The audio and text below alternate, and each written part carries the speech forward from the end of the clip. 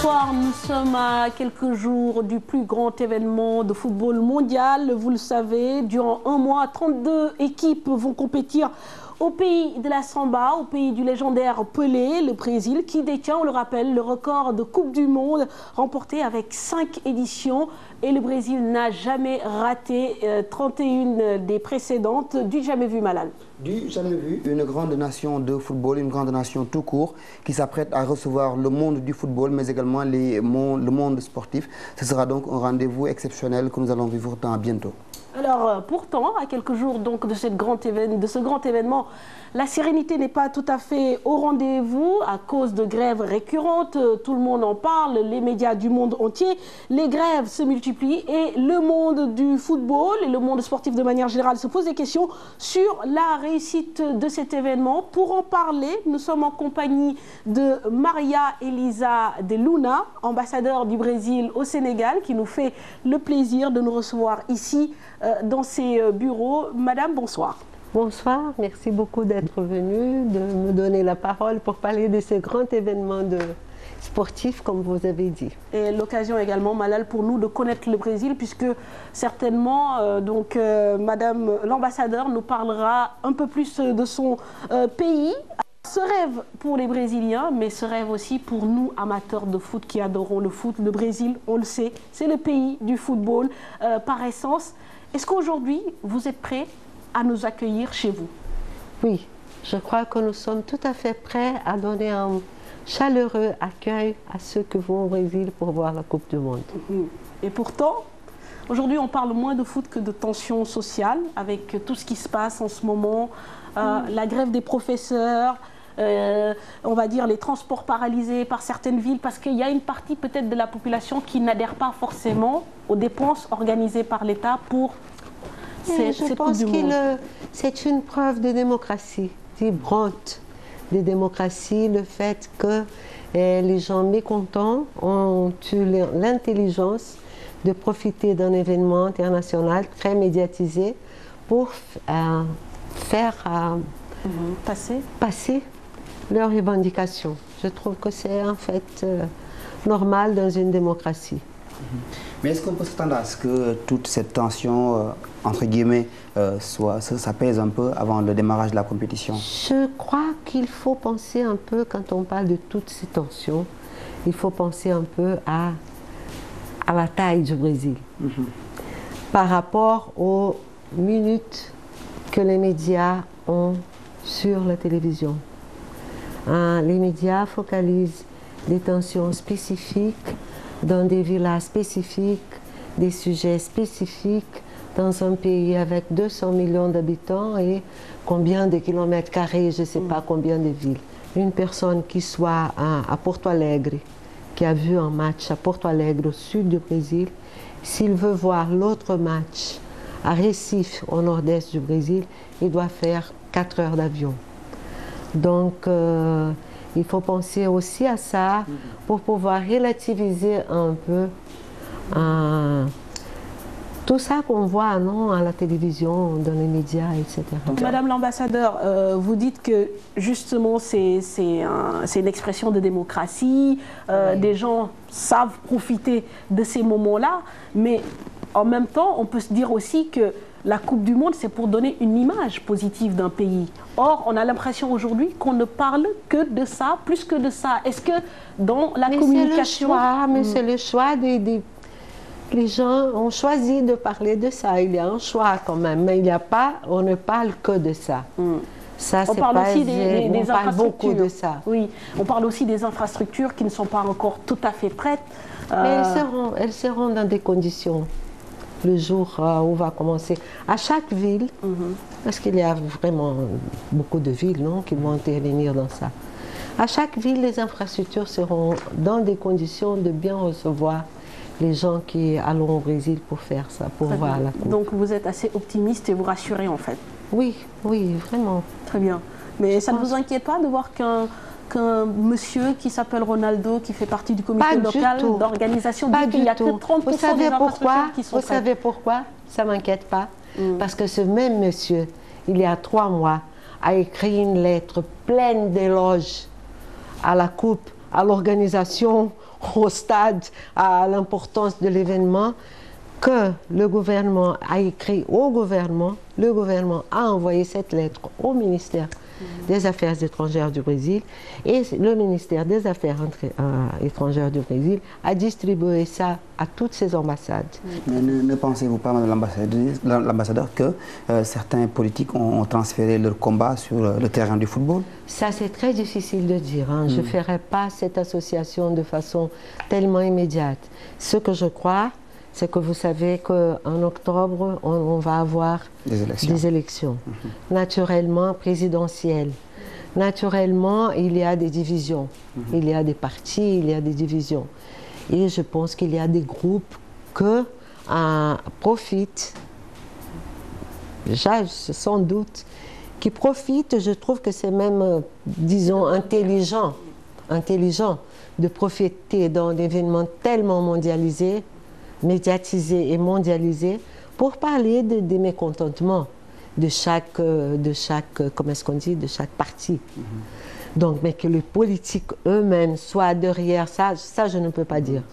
Parce que, Madame l'ambassadeur, le Brésil, c'est vrai, fait rêver en termes de foot, mais aujourd'hui aussi, sur le plan économique, on peut dire que le Brésil est un géant, 6e puissance du monde, il me semble.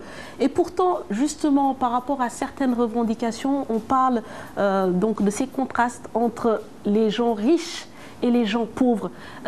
Est-ce que c'est pas ça aussi qui explique toutes ces tensions et voilà, toutes ces difficultés? Bien sûr, même si dans les dernières années, 11 années, d'après le gouvernement Lula surtout, mais même dans le gouvernement antérieur, il y a eu des actions ayant pour but diminuer ce gap qui a été beaucoup diminué. Plus de 40 millions de personnes sont passées de la pauvreté absolue au flux économique normal, au marché consommateur du Brésil. Mais il y en a encore beaucoup de choses à faire internement. Beaucoup de choses à faire.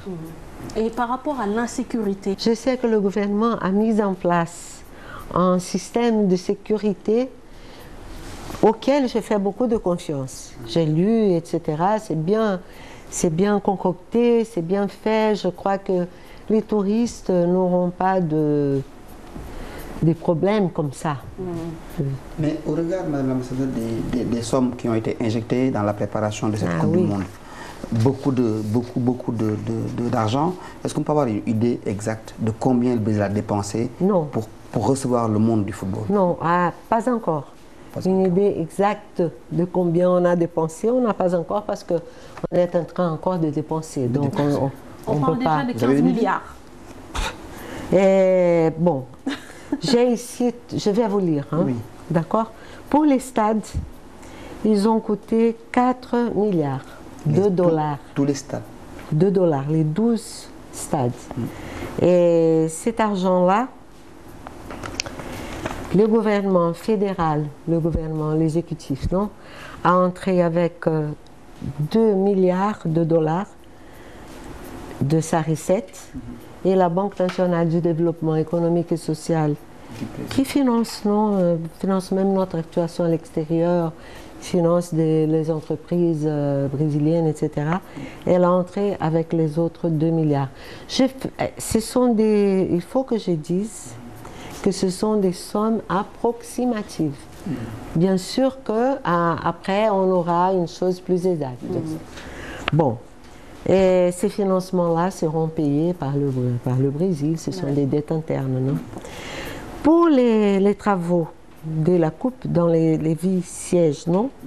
Le gouvernement a investi, j'ai les chiffres en réels, c'est 8 milliards de dollars, non, un peu plus, 9 milliards de dollars, 8 milliards de dollars. Surtout dans les aéroports, le transport public de masse, ça c'est beaucoup bénéficié. Hein, ça s'est amélioré. De la Coupe, c'est amélioré, beaucoup amélioré. Et ceux qui n'étaient pas encore comme les gens voulaient, ça est en train de devenir comme ça à cause des manifestations même. Parce que les gens ont protesté, ça. Une chose que vous me demandez, ou bien les gens demandent beaucoup, c'est par rapport à l'éducation et à la santé. Bon, Ça, ce sont les chiffres officiels du budget brésilien. Et ça a été publié par un journal qui est un journal qui conteste le gouvernement. J'ai choisi un journal, Folha de São Paulo, qu'en général est très très critique du gouvernement pour avoir ces sources-là. Ils disent que pour le budget, et ils disent comme ça, tout le monde parle, c'est un horreur, etc. Et ils relativisent, ils disent que tout ce qui a été dépensé pour la Coupe du Monde, ce n'était que 9% des ressources publiques annuelles pour l'éducation. Ça veut dire un mois de dépenses publiques pour l'éducation. Mais comment alors expliquer 12 milliards investis en 4 ans et tous les travaux ne sont pas encore prêts? C'est dû à quoi ce retard? Bonne question. Alors c'est... Parce que quand on dit que l'argent c'est le nerf de la guerre, quand on a les sous, on a les travaux. Même. C'est pas comme ça. Hein. Moi, j'ai pris 1 mois et demi ici au Sénégal pour faire la réforme de l'ambassade. Ah, et j'avais les sous. Très bien. Donc c'est un retard que l'on ne peut expliquer. Un retard que dans certaines régions du pays, peut-être les gens étaient un peu moins formés. Là, c'est une autre donnée importante. C'est que la Coupe a donné l'opportunité de donner de la formation à beaucoup de jeunes qui n'avaient pas de la formation dans les travaux, etc. Aux jeunes brésiliens et aux immigrants. Aux immigrants.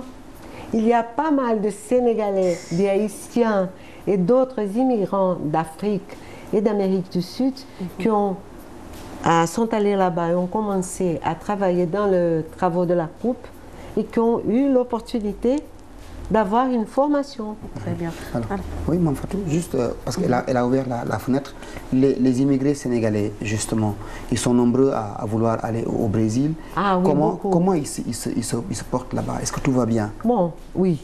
On a 2 vagues, disons. On a une vague traditionnelle qui a commencé il y a longtemps. Il y a des profs d'université, etc. Et ce sont surtout des Sénégalais qui sont allés étudier au Brésil, qui se sont mariés avec des Brésiliens, des gens qui ont fait fortune au Brésil et qui ont décidé de rester là-bas. Mais comme les Sénégalais ont une chose en commun avec les Brésiliens, quand ils ont un peu de prospérité et quand ils ont un peu plus de temps, ils commencent à consacrer leur énergie aussi à leur pays d'origine. C'est impressionnant. On a pas mal de Sénégalais qui ont étudié au Brésil, qui ont fait de la fortune au Brésil, qui sont très bien là-bas, sont des hommes d'affaires bien réussis, qui commencent maintenant à aider à nous-mêmes, à l'ambassade, à faire des projets au Sénégal pour donner quelque chose de retour au Sénégal. Ça, c'est très beau et c'est quelque chose qui approche les deux peuples, rapproche les deux peuples. Alors, on a toute une vague qui, à mon avis, découle du fait que l'Europe a fermé ses portes. Alors on a environ, je pense qu'au les premiers jours, les premiers semestres, 3 premiers mois à la fin des 3 premiers mois de 2014, si on ajoute avec les derniers 3 mois, je pense que c'est ça, de 2013, nous avons reçu 2000 Sénégalais. Seulement dans la partie du nord du Brésil, là où il y a l'état de l'Acre, où il y avait un abri. Ces gens-là passaient par, je sais pas, des gens qui disent qu'ils passent par l'Espagne et après ils vont à l'ambassade de l'Équateur parce que l'Équateur n'exige pas de visa pour les Sénégalais. Et de l'Équateur, ils vont à pied. Ils parlent qu'il y a des histoires, des réseaux clandestines, des réseaux, etc. Mais ça, on ne peut pas prouver, donc. Mais il y a ça. Les Sénégalais qui arrivent au Brésil, dans cette région, en général, ils sont rapidement, comment est-ce qu'on dit, acheminés vers des travaux, vers des jobs, des emplois, soit dans la construction civile, soit dans les bûcheries halal au Brésil, parce qu'on a beaucoup de musulmans. D'accord. Alors, très rapidement, vous parlez un peu de l'immigration clandestine, mais ici, au niveau, par exemple, du consulat brésilien? Est-ce que vous avez idée du nombre de Sénégalais qui viennent demander des visas, en tout cas, et combien vous en attribuez? Est-ce que vous avez idée? Là, le système, c'est comme ça. On n'attribue pas les visas ici. Hein, les gens viennent, les gens présentent les documents qu'on demande. La liste des documents, évidemment, vient de Brasilia. Et on fait une consultation pour chaque personne. Et parfois, on doit dire non parce que les gens présentent des attestations falsifiées de banques, des casiers judiciaires qui sont falsifiés. Quel est le pourcentage, par exemple, nombre? Bon, À peu près 75% de réponses positives. Voilà. Combien de réponses positives? Je pense que plus de la moitié. 60%, ce sont des réponses Très bien. positives. Et je crois, entre nous, hein, si vous voulez éditer après, vous éditez, sinon vous laissez. Je pense que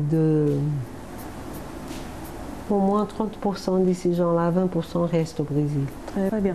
Comment se porte la communauté brésilienne au Sénégal? On a très peu. On a quoi? Nous nous portons très bien D'accord. Mais à l'ambassade. Et on a les missionnaires. donc, Sur en termes de nombre, 300 personnes maximum. Je pense que ça a même diminué dernièrement. Nous allons parler un peu de football. Une grande fête. On connaît le Brésil pour son carnaval, pour ses belles plages, ses belles filles, son beau football. Est-ce que la fête sera belle chez vous? Au Brésil? Oui. J'espère. Tout est prêt pour qu'elle soit belle, la fête? Je pense, hein. Je pense. Moi, je crois à ça. est-ce que le Brésil va gagner la Coupe du Monde? Qu'est-ce que je peux dire? J'aimerais que le Brésil gagne la Coupe du Monde, mais on ne sait jamais. Le Brésil, avec 5 équipes africaines qui vont défendre le continent africain, comment vous voyez ces 5 équipes-là?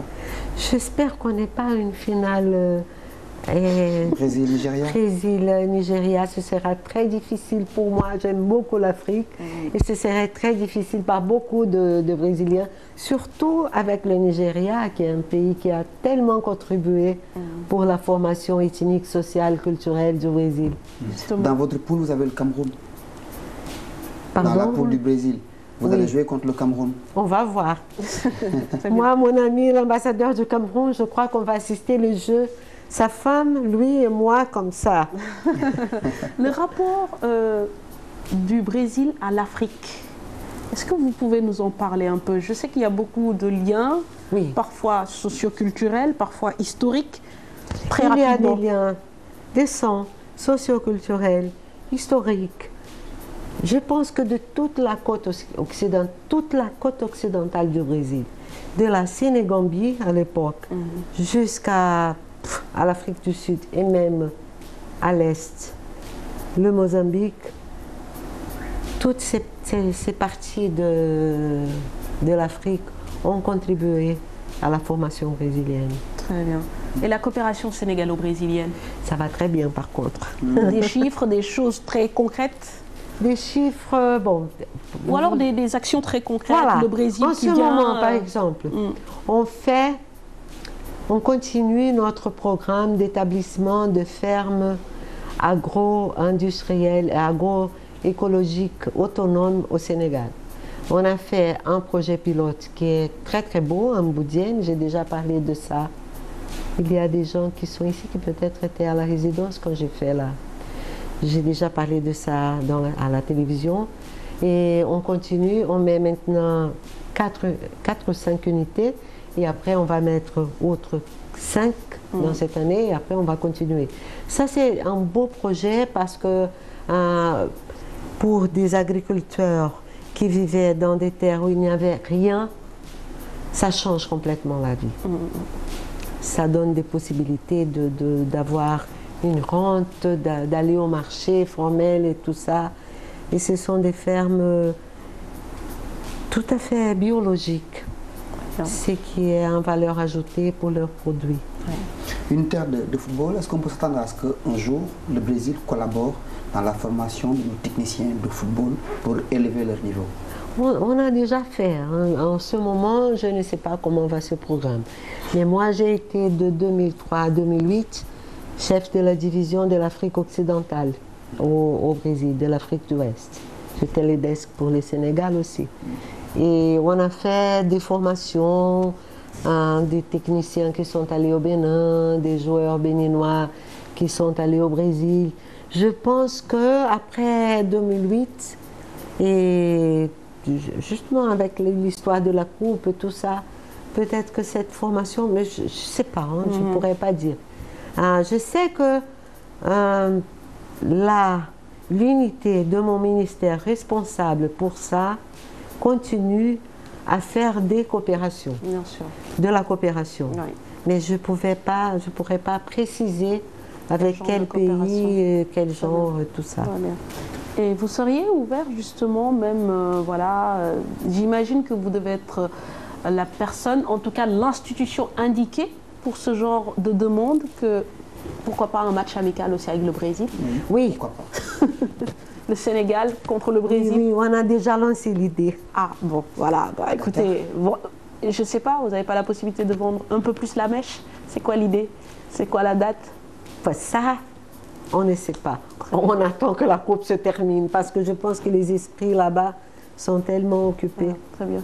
Alors Malal, je vais... Je voulais dire encore une chose sur la communauté brésilienne ici. Bien sûr. Parce que j'ai parlé que parfois quelqu'un peut avoir de suspicion, non, de prosélytisme, etc. Mais il faut que je sois très juste et que je dise que ils sont très bien, ils se portent très très bien et il y a des travaux qui sont, des œuvres qui sont faites ici qui sont en faveur des populations sénégalaises et qu'ils se portent bien en général. Il y a des choses qui, évidemment, parfois peuvent créer un petit problème, une suspicion de prosélytisme, une chose comme ça, mais je voudrais vraiment que vous passez ce message qu'ils se portent bien. On n'a pas de... Qu'est-ce qui est prévu pour la Coupe du Monde ici à l'ambassade? Est-ce qu'il y aura des regroupements, des gens qui vont se réunir pour pouvoir regarder les matchs, justement? Si on gagne, on va regarder les matchs, les fonctionnaires, tous ensemble comme ça, sans dire une parole, chaque match du Brésil. Si on gagne, on va faire une fête. Vous allez faire une Alors, fête. on va faire une fête. Très bien. Une Alors, très belle fête. Je vous invite déjà. Hein. merci. Alors, Malal, je remarquerai juste que Madame l'ambassadeur a mis une très belle tenue en wax. Et j'ai envie de lui dire comment ils se sentent au Sénégal. Intégrés, bien intégrés, à l'aise. Moi, Oui. tellement à l'aise que je suis ici depuis 4 ans et je dois partir un jour ou l'autre, non? Parce qu'il y a un temps, mais je ne veux pas penser à ça. Vous aimez le Sénégal? J'aime beaucoup le Sénégal, j'ai pu voyager beaucoup dans le pays. J'ai beaucoup d'amis sénégalais. Je trouve que le Sénégal est un pays très intéressant. Un pays avec une complexité historique et sociale qui éveille l'attention, notre attention en tant que diplomate. Très bien. Et aussi, je vois, il y a beaucoup de similitudes entre le Brésil et le Sénégal. Et ce n'est pas une chose immédiate, vous voyez. C'est une chose d'énergie subtile. Soudain, je suis ici, je ne me sens pas différente. Hein. Par aucun critère, je me sens différente de vous et de n'importe quel Sénégalais. Bien sûr. Et il y a aussi une chose que j'aime bien raconter. La première fois que je suis venue ici, c'était en 2003 et j'avais à peine commencé dans la direction de l'Afrique et il y avait un séminaire sur la NEPAD au King Fahd. Et je suis arrivée là-bas, je suis arrivée en retard, l'avion était en retard, etc. Je ne connaissais personne, c'était l'heure du déjeuner. Je me dirige vers au Méridien au Méridien, non, King Fahd. C'était le Méridien là-bas. Pour déjeuner. Et je vois le buffet, etc. Je vois des choses. Et je me rappelle de m'avoir dit, ah, c'est une beauté ici, l'Atlantique, toutes les choses romantiques. De l'autre côté, c'est le Brésil. C'était beau hein, à penser. Bon, j'échappe au romantisme parfois. Et j'ai vu tous les plats qui étaient là. J'ai vu une chose que j'ai trouvée